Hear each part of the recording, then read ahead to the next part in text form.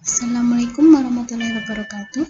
Bertemu lagi dengan saya, Ibu Uli ya, dalam mata praktikum dasar-dasar penelitian. Nah, kemarin kita sudah bahas tentang 5 bidang PKM ya. Nah, kali ini Bu Uli ingin menyampaikan tentang pengabdian masyarakat atau PKMM. PKM, pengabdian masyarakat ya.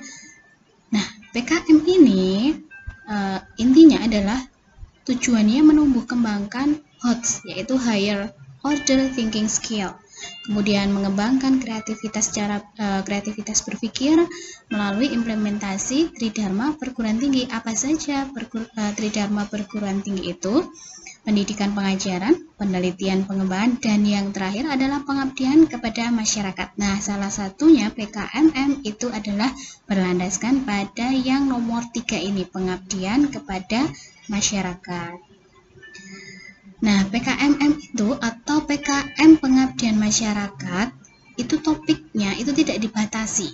Nah, tapi sesuai dengan yang kemarin juga di PKM yang lain juga, bahwa sedapat mungkin nanti topiknya adalah pada masalah kekinian ya, jadi yang baru up to date ya. Nah, kemudian tujuannya apa?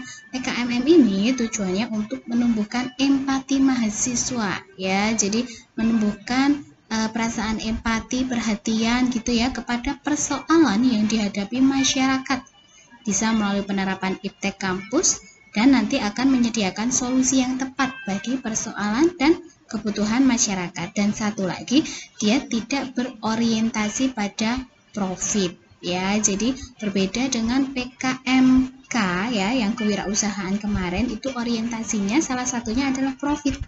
Nah, kalau PKMM ini justru tidak berorientasi pada profit ya, karena dia tujuannya menumbuhkan empati mahasiswa ya. Nah, direkomendasikan merupakan respon persoalan yang disampaikan masyarakat dan bukan inisiatif mahasiswa. Jadi nanti diperlukan mitra. Nah, mitra itu nanti bisa masyarakat, kelompok masyarakat, dan lain sebagainya. Nah, kemudian dari sini nanti diperlukan surat pernyataan kesediaan bekerja sama antara pengusul dan kelompok masyarakat calon mitra. Nah, mitranya itu siapa gitu ya. Jadi kalau PKMM itu ada mitranya. Berbeda dengan PKMK gitu ya. Penelitian juga tidak memerlukan mitra ya.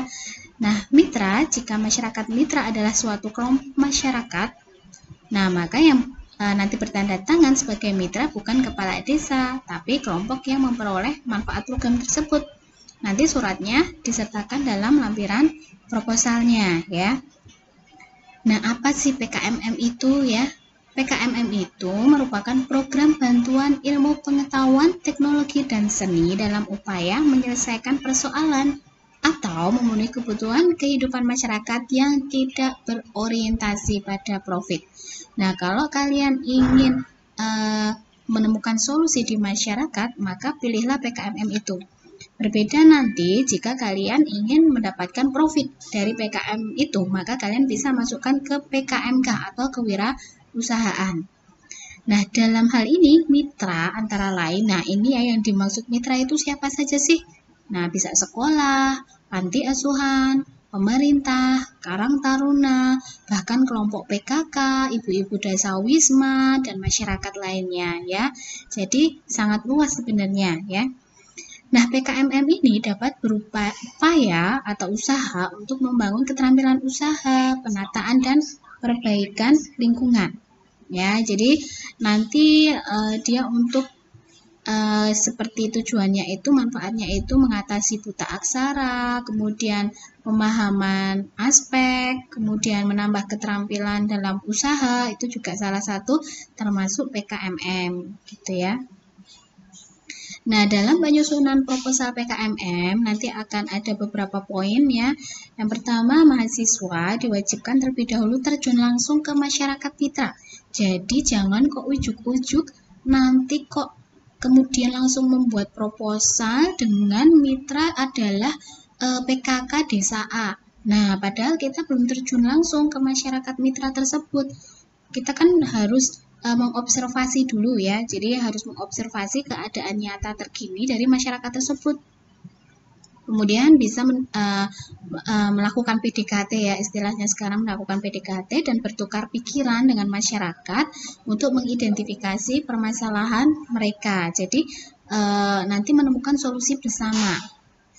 Nah, kemudian mahasiswa bersama masyarakat mitra nanti selanjutnya dapat memetakan persoalan, kebutuhan, dan tantangan yang dihadapi dan menentukan skala prioritas dari permasalahan yang dapat ditangani bersama ya. Jadi nanti bersama-sama dengan mitra mahasiswa mencari solusi ya, solusi atas permasalahan atau kebutuhan tersebut yang dibutuhkan oleh mitra tersebut ya. Nah, kemudian mahasiswa mengkaji secara kritis dan mendalam akar-akar permasalahannya. Kemudian berpikir kreatif untuk menemukan berbagai solusinya. Nah, dalam proposal, pengusul nanti harus melampirkan surat pernyataan kesediaan bekerja sama dari masyarakat sasaran. Jadi nanti tidak kok ini loh sudah kemarin sudah bekerja sama, kemarin sudah sama-sama oke gitu ya, tapi tidak ada bukti. Nah, di situ kalian di proposal nanti harus melampirkan surat pernyataan kesediaan bekerja sama. Nanti akan ada formatnya ya dalam lampiran buku panduan PKM-nya. Biasanya ada ya. Kemudian surat pernyataan kesediaan bekerja sama tersebut cukup ditandatangani oleh ketua kelompok masyarakat. Nah, tidak perlu sampai ke kepala desa, kepala RW atau RT karena mereka ini tidak termasuk ke dalam mitra dalam PKMM ini ya. Jadi nanti ini adalah tahap-tahap dalam penyusunan proposal PKMM. Nah, tujuannya, apa sih PKMM itu tujuannya ya? Tadi sudah ya, jadi dia untuk memotivasi mahasiswa untuk menumbuhkan empati. Nah, dan jangan lupa satu lagi untuk memberi kemanfaatan eksistensinya bagi masyarakat. Nah, kemudian ruang lingkupnya. Ada 3 ruang lingkup dari PKMM, yaitu kewirausahaan masyarakat non-produktif untuk pembentukan wirausaha baru. Jadi, ini nanti kalian seperti mengadakan semacam pelatihan dan semacamnya ya atau penyuluhan gitu agar mitra tersebut atau masyarakat atau PKK kelompok tersebut itu dapat berwirausaha secara mandiri ya. Jadi lebih ke penyuluhannya, lebih ke mengadakan pelatihan dan lain sebagainya ya. Kemudian yang kedua penerapan iptek dan seni untuk memecahkan persoalan atau pemenuhan kebutuhan masyarakat. Nah, nanti di belakang akan ada beberapa contoh ya judul-judul dari PKMM. Kemudian yang ketiga pemberdayaan masyarakat. Nah, untuk meningkatkan kualitas kehidupan masyarakat atau lingkungannya. Luarannya yaitu laporan kemajuan, kemudian nanti laporan akhir, kemudian artikel ilmiah dan produk dari program tersebut. Nanti ada beberapa macam bentuk dari produk program tersebut ya. Apakah hasil pelatihan atau hasil penyuluhan atau survei atau apa ya, nanti bisa dicermati lagi. Nah, untuk kriteria pengusul, nah ini nanti untuk kriteria pengusul ada beberapa poin ya. Peserta adalah kelompok mahasiswa program S1 atau D3, kemudian kelompoknya berjumlah 4-6 orang, kemudian namanya harus ditulis lengkap ya, tidak boleh disingkat. Nah ini penting ya, meskipun simple ya, ini penting. Kemudian bidang kegiatan pengabdian masyarakat yang diusulkan, kemudian program studinya, keanggotaannya berasal dari minimal 2 angkatan yang berbeda. Nah, jadi nanti kalian bisa ambil dari adik angkatan ya. Kalau kakak angkatan mungkin sudah mau lulus ya, jadi lebih ke adik angkatan ya.